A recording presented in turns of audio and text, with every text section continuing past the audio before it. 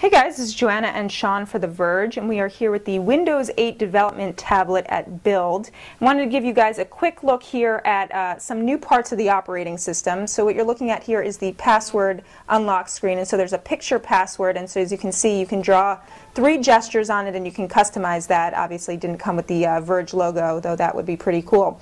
So this is the start screen. Basically it's going to look familiar to anyone who's used Windows Phone 7, obviously using the Metro UI and all these live tiles. So all of these are pulling in.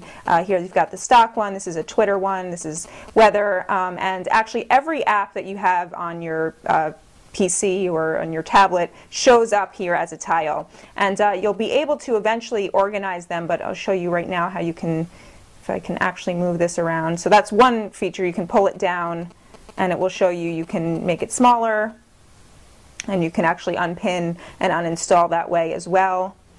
We have not figured out how to actually back out of that, so just to show you how to move this again, so you can, it's supposed to be able to bring it up, but they're really sticky and do not like to separate from their friends, but you can move it that way. You can also move it up and then use another finger to pan, which is sort of cool. But yeah, like I'm saying, they really like to stick together. But eventually you'll actually be able to zoom out and you'll be able to organize them by different categories, though that's not working right now. So other things to sort of show you is jumping back to the desktop, and obviously they have not cut out the regular Windows 7 desktop, so obviously looks a lot like Windows 7 here, and you can just get back here where you'd usually find the start menu. It replaces the start menu, basically. Yeah, totally replaces the start menu, and the desktop is an app, as we've heard many times today from some executives at Microsoft. So in terms of pulling other apps in, and so they're focusing a lot on full screen apps, and just to show you there, if I can pull it in right, you can cycle through your apps like this. So just to show you on the sides, you've got, on this side you can pull in apps, on this side you've got to be in another app there.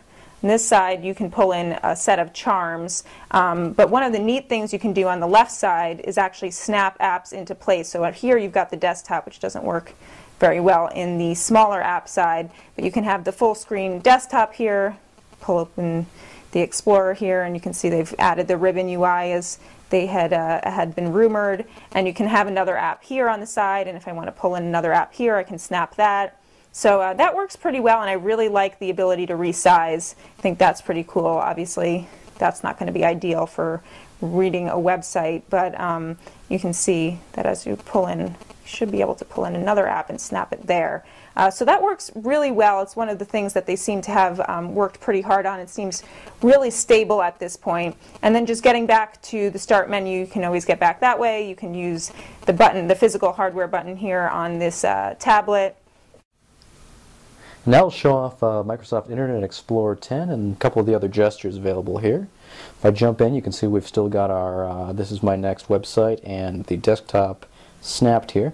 If I shove that out of the way, I can show you the pull-down gesture, which is basically like the right-click on other versions of Windows. And actually, right-click does the same thing. Pulls up contextual menu where you can refresh the page, enter in new URLs, sort through your tabs, pin websites, and I can actually swap between the tabs here and bring up a brand new one and show off the software keyboard. You'll probably be familiar with software keyboard if you've seen Windows Phone 7 before. It's as nice and responsive as those were, but you can also switch out of here to a split thumb keyboard if you've got your thumbs on either side of the device. And I'll go here and enter in theverge.com, which is auto-detected right here. It's a website we think you should be paying attention to this fall. It comes up right away. And if you actually pull up from the right into the center of the screen, you bring up the 5 charms.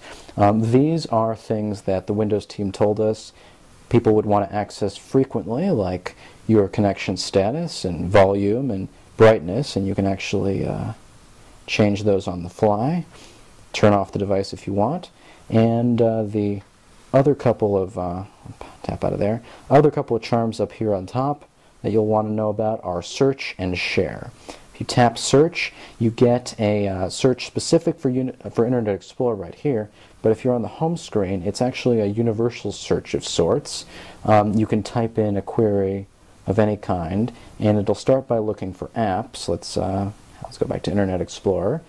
Find that automatically, but you can flip through settings or files or even look for tweets or pictures related to Internet Explorer if web browsers are what you're looking for.